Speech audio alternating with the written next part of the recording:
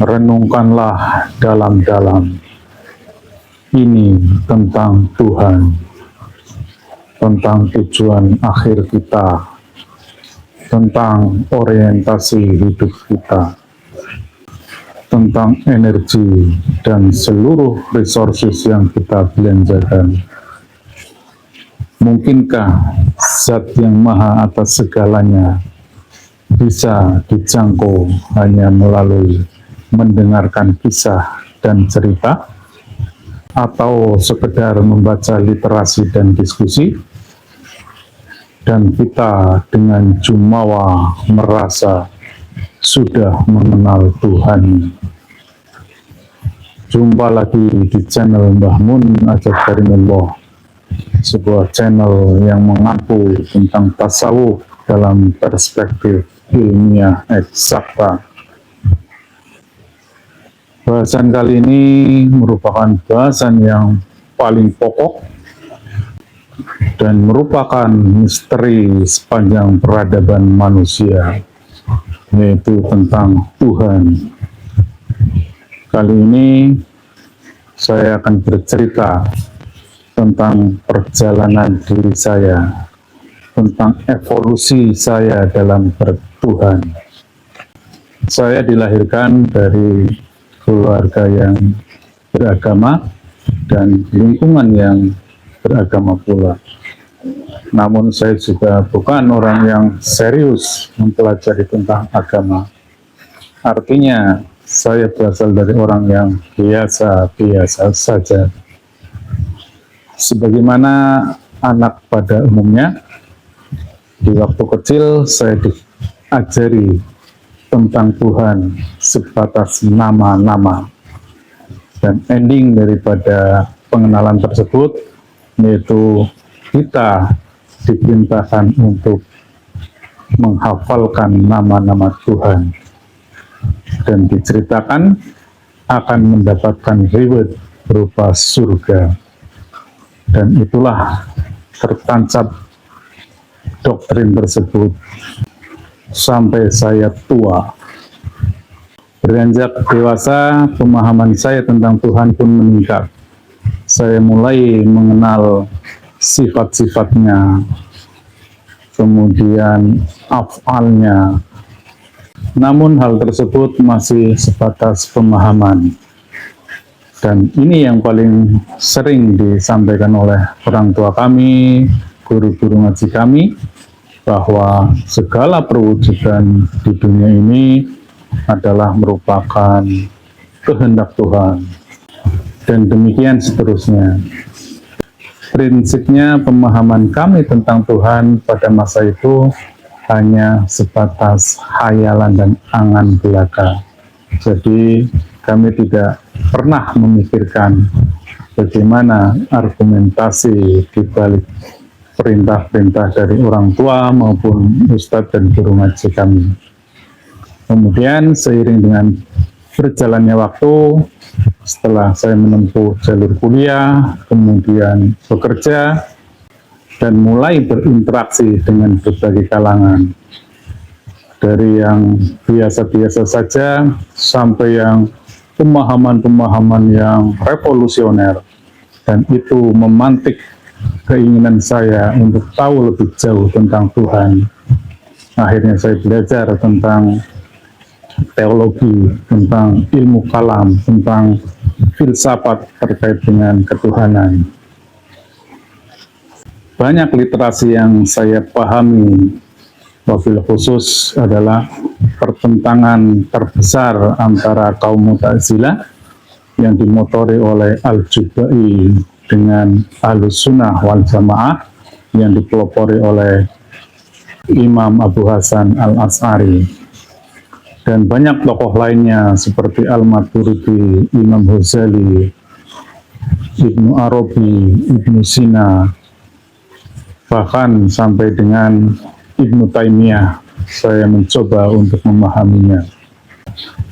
Itulah sepenggal kisah evolusi saya dalam mengenal Tuhannya, hingga akhirnya terjadi revolusi dalam diri saya. Mungkinkah Allah Subhanahu wa Ta'ala yang laisa kamitslihi syai'un.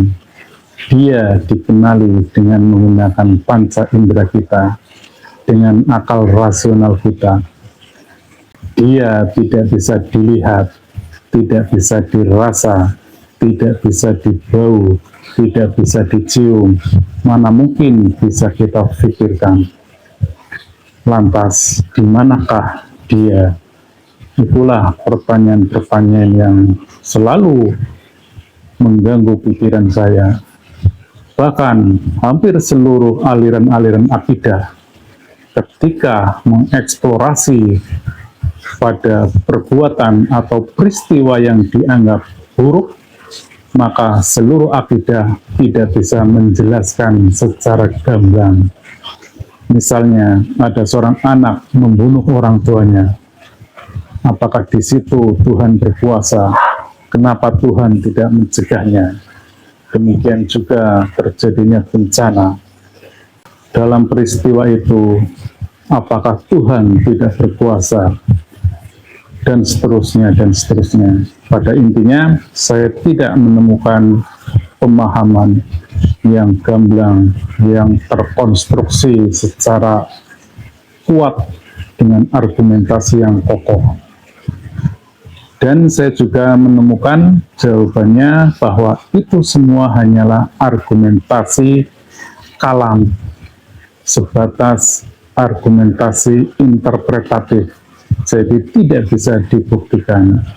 Makanya di akidah kita hanya diwajibkan untuk meyakini saja, mengimani saja, begitu kata literasi. Pemirsa dimanapun berada, berdasarkan perjalanan saya dalam mengenal Tuhannya, saya menyimpulkan dalam diri saya sendiri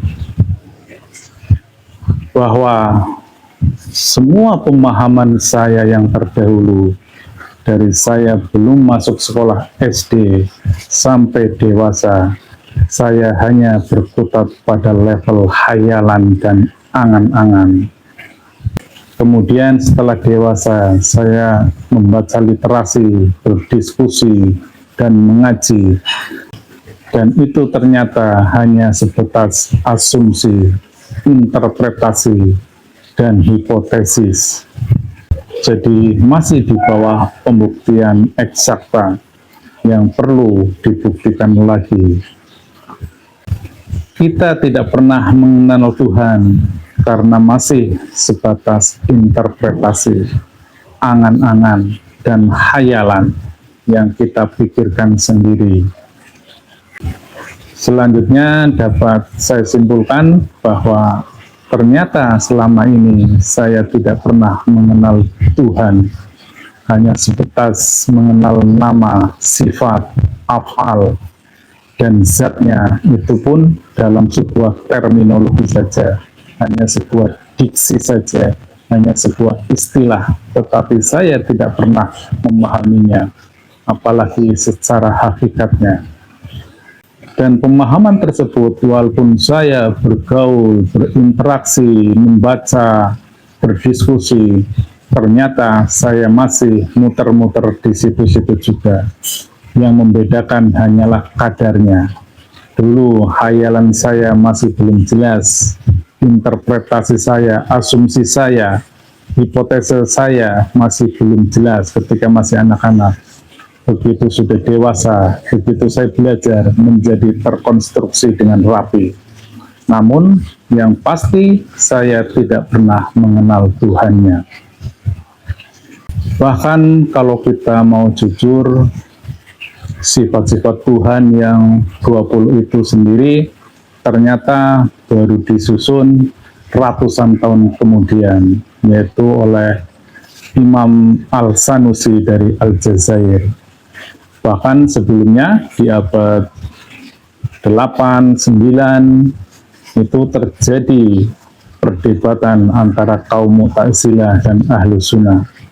Karena kaum Mu'tazilah menganggap sifat wajib itu hanya ada 7. Dan kemudian berkembang akhirnya menjadi 20.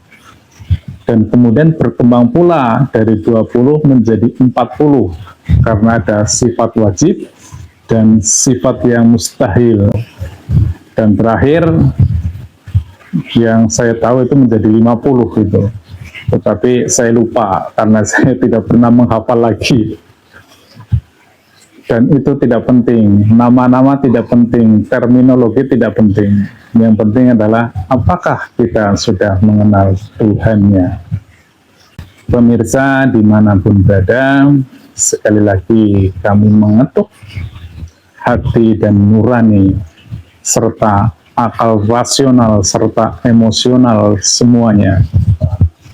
Mungkinkah Tuhan dipahami dengan akal rasional kita yang diperoleh melalui panca indera kita, melalui pembaca virtual kita?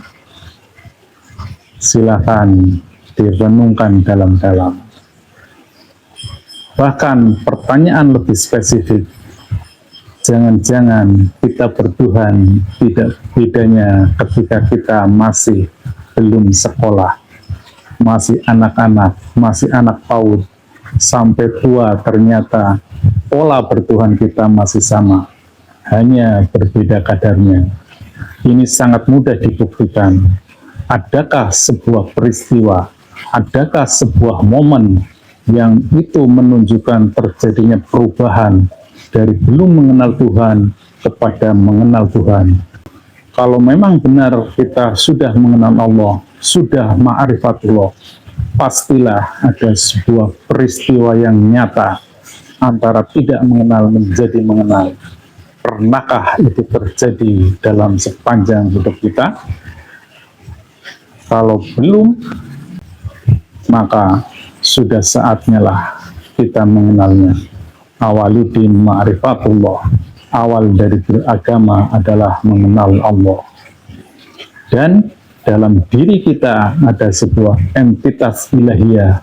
Itulah ruh yang berasal dari alam ketuhanan, yang turun ke alam qadim, dan dia bertaut dengan jiwa kita.